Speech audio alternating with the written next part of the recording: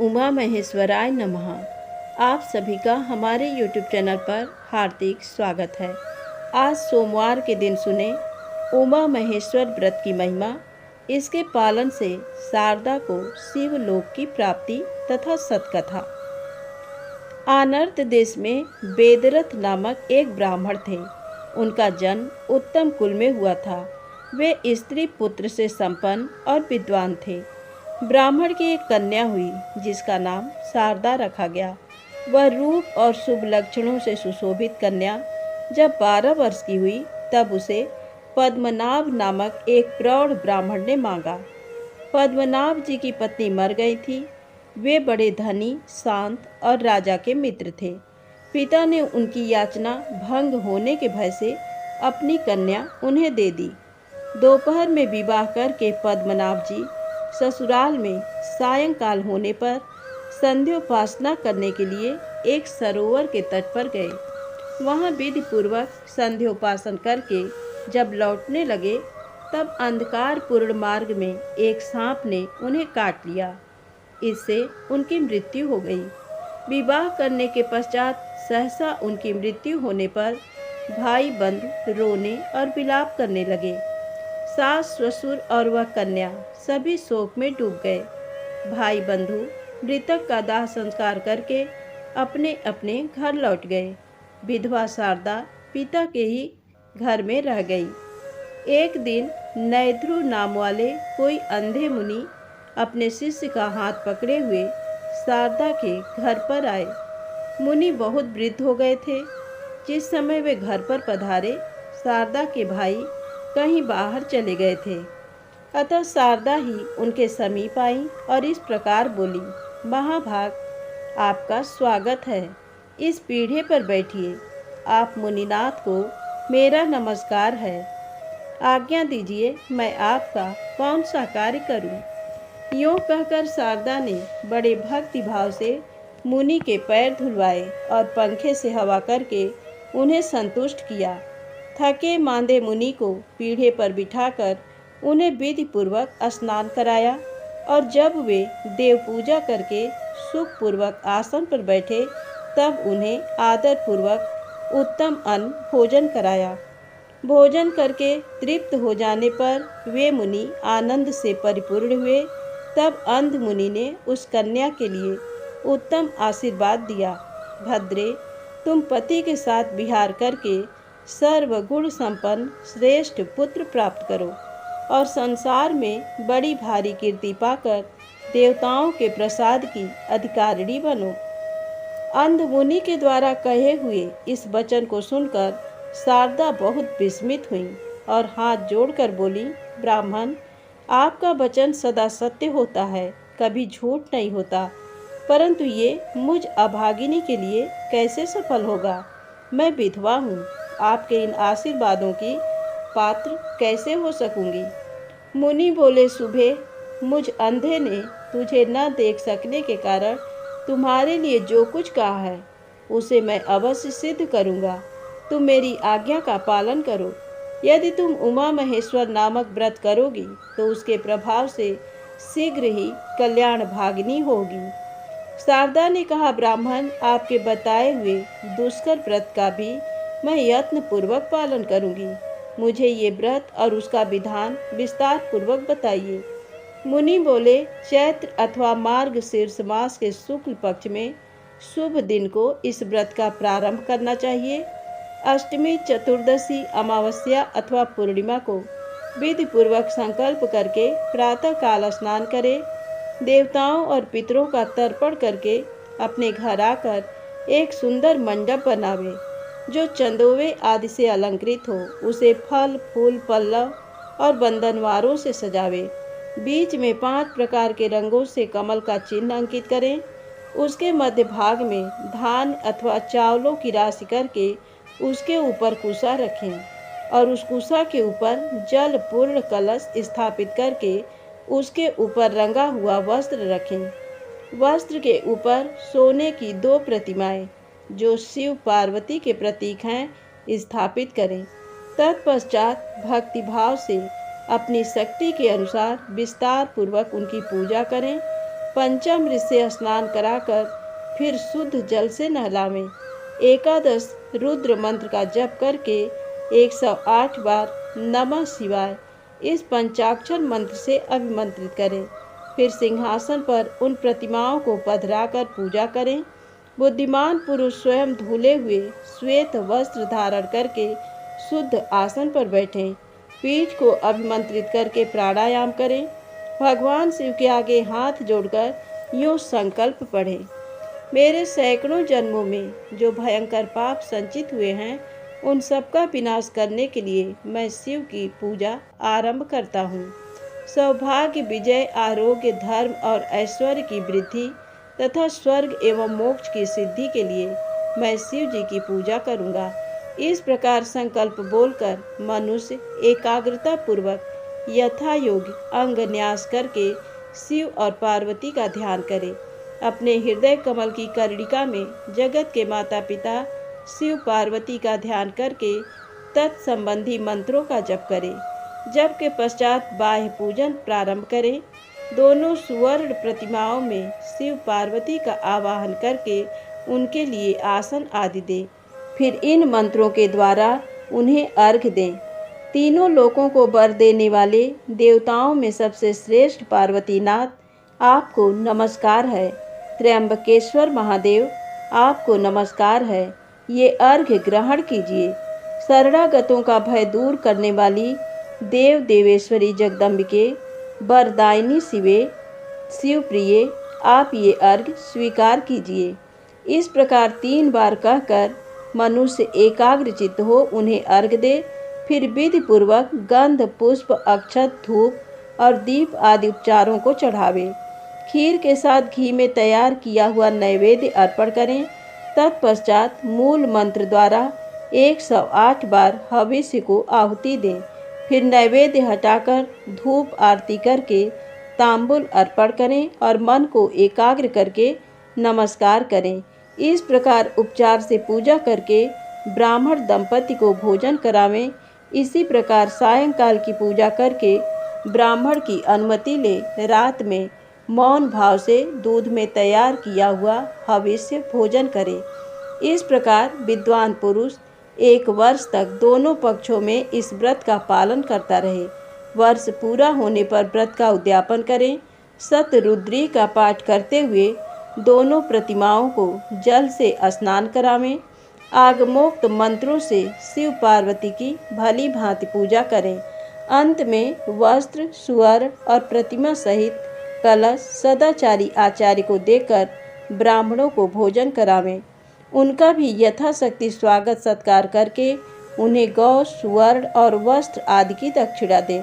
तत्पश्चात ब्राह्मणों की आज्ञा लेकर अपने इष्ट मित्रों और बंधु बांधवों के साथ स्वयं भी भोजन करें। इस प्रकार जो भक्ति पूर्वक इस त्रिभुवन प्रसिद्ध व्रत का पालन करता है, वह अपनी 21 पीढ़ियों का उद्धार करके मनोवांछित भोगों का उपभोग करता है। इंद्र आदि लोकपालों के दिव्य लोकों में रमण करता है और अंत में भगवान शिव को ही प्राप्त होता है। सुबह मेरे बताए हुए इस महाव्रत का तुम भी श्रद्धा पूर्वक अनुष्ठान करो। इससे अत्यंत दुर्लभ मनोरथ को भी प्राप्त कर लोगी। मुनीश्वर नैद्रु के इस प्रकार आदेश देने पर शारदा ने विश्वास पूर्वक उनके वचनों को ग्रहण किया। तत्पश्चात उसके पिता, माता और भाई बाहर से घर में आए। उन्होंने देखा मुनि भोजन करके सुखपूर्वक बैठे हुए हैं। सबने सहसा आकर उन महात्मा के चरणों में प्रणाम किया और स्वयं भी उनका पूजन किया। साध्वी शारदा ने उस श्रेष्ठ मुनि का पूजन किया है और मुनि ने उसे अनुग्रह पूर्वक व्रत का उपदेश दिया है। ये सब सुनकर उसके भाई बंधुओं को बड़ा हर्ष हुआ। वे सब हाथ जोड़कर बोले, मुने, आज आपके आगमन मात्र से हम सब लोग धन्य हो गए। हमारा समस्त कुल पवित्र हो गया और ये घर भी सार्थक हो गया। आप हमारे घर के पास ही निवास करें और जो ये घर का मठ है, ये स्नान पूजा के लिए बहुत उपयोगी है, अतः इसी में रहिए। इस प्रकार प्रार्थना करने पर उन मुनिश्रेष्ठ ने बहुत अच्छा कहकर ब्राह्मण के उत्तम मठ में निवास किया। इस प्रकार मुनि के समीप नियम में मन लगाकर उस महाव्रत का पालन करती हुई शारदा का 1 वर्ष पूरा हो गया। वर्ष व्यतीत होने पर उसने पिता के घर में ही ब्राह्मण भोजन पूर्वक भली भांति व्रत का उद्यापन किया। उन ब्राह्मणों को यथा योग्य दक्षिणा देकर प्रणाम पूर्वक विदा किया। माता पिता ने उसके इस कार्य की बड़ी प्रशंसा की। शारदा उस दिन भी उपवास करके नियम पालन पूर्वक महात्मा नैद्रु के बताए हुए उत्तम मंत्र का जप करती रही। तदनंतर प्रदोष काल आने पर उसने भगवान शंकर का पूजन किया और घर के पास वाले मठ में भगवान शिव का ध्यान करती हुई साध्वी शारदा रात भर भगवान शिव के समीप जागती रही। शारदा की भक्ति और मुनि की तपस्या एवं समाधि से संतुष्ट होकर जगन माता पार्वती उनके सामने प्रकट हुई। उनके प्रकट होते ही अंधे मुनि को 2 नेत्र प्राप्त हो गए। अपने सम्मुख प्रकट हुई जगन माता पार्वती का दर्शन करके वे मुनि और वह ब्राह्मण कन्या दोनों उनके चरणों में गिर पड़े। तब उन दोनों को उठाकर पार्वती देवी ने बड़े प्रेम से कहा, मुनि श्रेष्ठ, मैं तुम्हारे ऊपर प्रसन्न हूँ। पाप रहित पुत्री शारदा, तुम्हारे ऊपर भी मैं प्रसन्न हूँ। बोलो, तुम्हारी रुचि के अनुसार कौन सा देव दुर्लभ वर प्रदान करूँ। मुनि बोले, देवी, ये शारदा नाम की कन्या विधवा हो गई है। मैंने अंध होने के कारण इस बात को न जानकर इसकी सेवा से संतुष्ट हो ये आशीर्वाद दिया है कि तुम अपने पति के साथ चिरकाल तक विहार करके उत्तम पुत्र प्राप्त करो। जगदम्बा, आप मेरे इस वचन को सत्य करें। आपको नमस्कार है। श्री पार्वती देवी ने कहा, ब्राह्मण, ये शारदा पूर्व जन्म में एक द्राविड़ ब्राह्मण की द्वितीय पत्नी थी। उस समय इसका नाम भामिनी था। भामिनी अपने पति की बड़ी प्यारी थी। अपनी रूप माधुरी से परम मनोहर दिखाई देने वाली भामिनी ने रूप वशीकरण आदि छल पूर्ण उपायों से पति को अपने बस में कर लिया। वह मोहग्रस्त ब्राह्मण अपनी छोटी पत्नी में ही आसक्त होने के कारण अपनी ज्येष्ठ एवं पतिव्रता पत्नी के पास कभी नहीं गया। पति समागम से वंचित होने से वह स्त्री पुत्रहीन रह गई। इससे वह मन ही मन सदा संतप्त रहती थी और उसी दशा में समयानुसार उसकी मृत्यु हो गई। भामिनी के घर के पास एक तरुण ब्राह्मण रहता था। वह इस सुंदरी को देखकर मोहित हो गया था। एक दिन उसने काम से आतुर होकर इसका हाथ पकड़ लिया। उस समय इसने क्रोध से लाल आंखें करके उसे दूर भगा दिया। वह दिन रात इसी का चिंतन करते करते मृत्यु को प्राप्त हुआ। इसने स्वामी को मोहित करके जो उन्हें ज्येष्ठ पत्नी से विमुख किया था, उसी पाप से ये इस जन्म में विधवा हुई। जो स्त्रियां संसार में पति पत्नी में वियोग कराती हैं, उन्हें 21 जन्मों तक बाल्यावस्था में विधवा होना पड़ता है। और वह काम मोहित ब्राह्मण जो पराई स्त्री के विरह से पीड़ित होकर मृत्यु को प्राप्त हुआ था, उसने भी पाप ही किया था। अतः इस जन्म में वह इसका पाणी ग्रहण मात्र करके मृत्यु को प्राप्त हुआ। पूर्व जन्म में जो इसका पति था, वह इस समय पांड्य देश में एक श्रेष्ठ ब्राह्मण के रूप में उत्पन्न हुआ है। उसके पास धन संपत्ति, स्त्री तथा सुख भोग की सामग्री सब कुछ है। ये शारदा अपने उसी पति के साथ प्रत्येक रात्रि में स्वप्नावस्था में समागम करके जागरण काल की अपेक्षा भी श्रेष्ठ रति सुख का अनुभव करे। स्वप्नावस्था में पति समागम से ये कुछ ही समय में वेद वेदांगों के पारंगत विद्वान पुत्र प्राप्त कर लेगी। वे ब्राह्मण देवता भी स्वप्न में अपने साथ चिर समागम से इसके गर्भ से उत्पन्न हुए पुत्र को सदैव देखा करेंगे। महामुने, पूर्व जन्म में इसने मेरी आराधना की है और इसी को वर देने के लिए मैं प्रकट हुई हूँ। तदनंतर महादेवी पार्वती ने शारदा से आदर पूर्वक कहा, बेटी, तुम मेरी उत्तम बात सुनो। जब कभी भी किसी देश में अपने स्वप्न में देखे हुए पूर्व पति को देखना, तब समझ लेना कि यही मेरे पुरातन पति हैं। वे ब्राह्मण भी तुम्हें देखकर पहचान लेंगे। उस समय तुम दोनों में वार्तालाप होगा। ऐसा अवसर आने पर तुम अपने विद्वान पुत्र को उन्हीं ब्राह्मण की सेवा में समर्पित कर देना। उमा महेश्वर व्रत का जो श्रेष्ठ फल है उसके अर्ध भाग को इस प्रकार उन्हीं के हाथों में सौंप देना और तब से उन्हीं के अधीन होकर रहना। तुम दोनों को स्वप्न मिलन के सिवा कभी शारीरिक संग नहीं करना चाहिए। समय आने पर वे श्रेष्ठ ब्राह्मण जब मृत्यु को प्राप्त होंगे तब उन्हीं के साथ चिता की अग्नि में प्रवेश करके तुम मेरे धाम को प्राप्त होगी।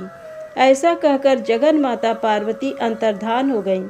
वह कन्या करुणामयी पार्वती का वरदान पाकर बहुत प्रसन्न हुई।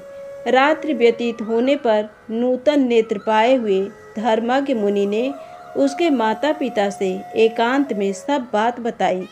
तत्पश्चात वे चले गए।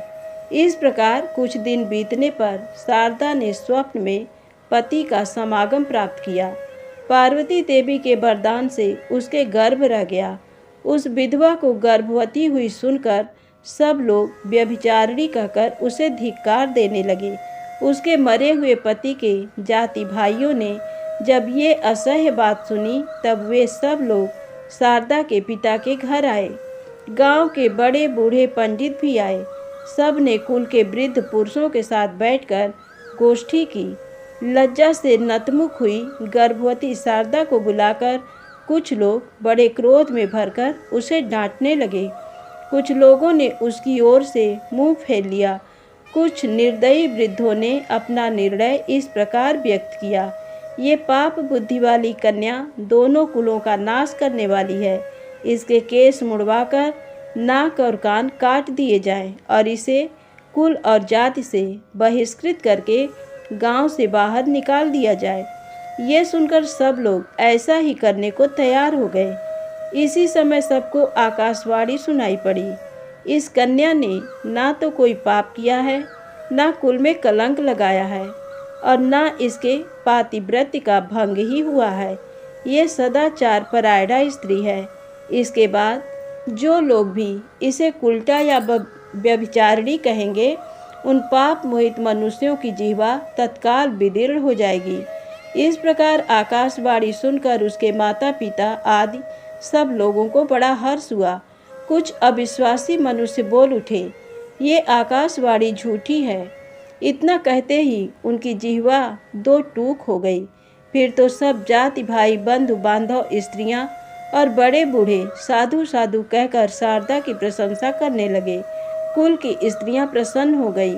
दूसरे लोग कहने लगे, देवता झूठ नहीं बोलते, परंतु ये समझ में नहीं आता कि इसने कैसे गर्भ धारण किया। इस प्रकार संशय में पड़े हुए लोगों को देखकर लोक तत्व को जानने वाले एक वृद्ध पुरुष ने कहा, ये जो कुछ देखने और सुनने में आता है वह संपूर्ण विश्व मायामय है। इस क्षणभंगुर संसार में अकथनीय और असंभव बातें भी माया से होती रहती हैं। माया ईश्वर के अधीन है, अतः उस ईश्वर की लीला का रहस्य कौन जानता है। सत्यवती मछली के पेट से पैदा हुई और महिषासुर भैंस के गर्भ से उत्पन्न हुआ है। वसुदेव जी से रोहिणी के गर्भ से पुत्र का जन्म हुआ। मुनि के शाप से सांब के पेट से मूसल पैदा हुआ और मुनियों के मंत्र बल से राजा योनासु के भी गर्भ रह गया था। इसी प्रकार ये कल्याणमयी सती शारदा भी अपने महान व्रत के प्रभाव से गर्भवती हुई है। ये बात निश्चय पूर्वक कही जा सकती है। इस विषय में स्त्रियां ही इसे एकांत में ले जाकर सच्ची बात पूछें। इस निश्चय के अनुसार स्त्रियों ने उसे एकांत में ले जाकर इस विषय में पूछा। शारदा ने उन स्त्रियों से अपना अत्यंत अद्भुत वृत्तांत पूर्ण रूप से कह सुनाया। यथार्थ बात का पता लगने पर सब लोग उस सती का आदर करके प्रसन्न चित्त हो अपने अपने घर को गए। तदनंतर शुभ समय आने पर शुद्ध अंतःकरण वाली शारदा ने बाल सूर्य के समान तेजस्वी बालक को जन्म दिया। वह कुमार बाल्यावस्था में ही बहुत अधिक विद्या प्राप्त करके परम बुद्धिमान हो गया। तत्पश्चात गुरु ने समय पर उसका उपनयन संस्कार किया। वह लोक मनोहर बालक लोक में शारदेय नाम से विख्यात हुआ। उसने 8वें वर्ष की आयु में ऋग्वेद, 9वें वर्ष में यजुर्वेद और 10वें वर्ष में सामवेद को लीलापूर्वक पढ़ डाला। तदनंतर त्रिलोक पूजित शिव पर्व प्राप्त होने पर सब देश के निवासी मनुष्य गोकर्ण तीर्थ में जाने लगे। सती शारदा भी अपने पुत्र के साथ गोकर्ण तीर्थ में गईं। वहां उसने अपने पूर्व जन्म के पति को, जिनका स्वप्न में सदा ही दर्शन किया था, आया हुआ देखा। वे ब्राह्मण बंधुओं से घिरे हुए थे। उन्हें देखकर शारदा प्रेम मग्न हो गई और उन्हीं की ओर दृष्टि लगाए खड़ी रही। ब्राह्मण भी रूप और लक्षणों से पहचानी हुई तथा स्वप्न में सदा भोगी जाने वाली उस स्त्री को और स्वप्न में ही अपने से उत्पन्न हुए उस कुमार को भी देखकर आश्चर्यचकित हो उसके समीप आए और इस प्रकार बोले, कल्याणी, तुम कौन हो? किसकी स्त्री हो? कौन तुम्हारा देश है और किसकी पुत्री हो? उनके द्वारा इस प्रकार पूछी जाने पर उस स्त्री ने बाल्यावस्था में अपने विधवा होने का सब वृत्तांत कहा। तब ब्राह्मण ने पुनः प्रश्न किया, देवी, ये किसका पुत्र है? चंद्रमा के समान सुंदर इस बालक को तुमने कैसे गर्भ में धारण किया है? शारदा बोली, स्वामी, ये सब विद्याओं में विशारद मेरा ही पुत्र है। मेरे ही नाम पर इसको लोग शारदेय कहते हैं। उसकी ये बात सुनकर श्रेष्ठ ब्राह्मण हंसकर बोले, देवी, तुम्हारा पति तो पाणिग्रहण मात्र करके मर गया, फिर इस पुत्र का जन्म कैसे हुआ, इसका कारण बताओ। शारदा बोली, महामते, परिहास से कोई लाभ नहीं। आप मुझे जानते हैं और मैं आपको जानती हूँ। इस विषय में हम दोनों के मन ही प्रमाण हैं। ऐसा कहकर उसने देवी के दिए हुए वरदान आदि की बातें बताईं और अपने व्रत के आधे भाग व्रतधारी कुमार शारदेय को उन्हें सौंप दिया। वे ब्राह्मण देवता बहुत प्रसन्न हुए। उन्होंने कुमार को हृदय से लगा लिया और शारदा के माता पिता की आज्ञा लेकर शारदा तथा उस बालक को अपने घर बुला ले गए। ब्राह्मण के घर में शारदा ने कई मास व्यतीत किए। जब उनकी मृत्यु हो गई तब उन्हीं के साथ चिता की अग्नि में प्रवेश करके उसने उनका अनुसरण किया।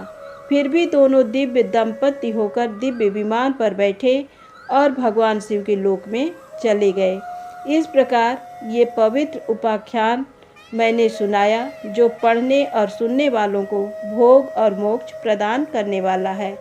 प्रेम से बोले शंकर भगवान की जय हो।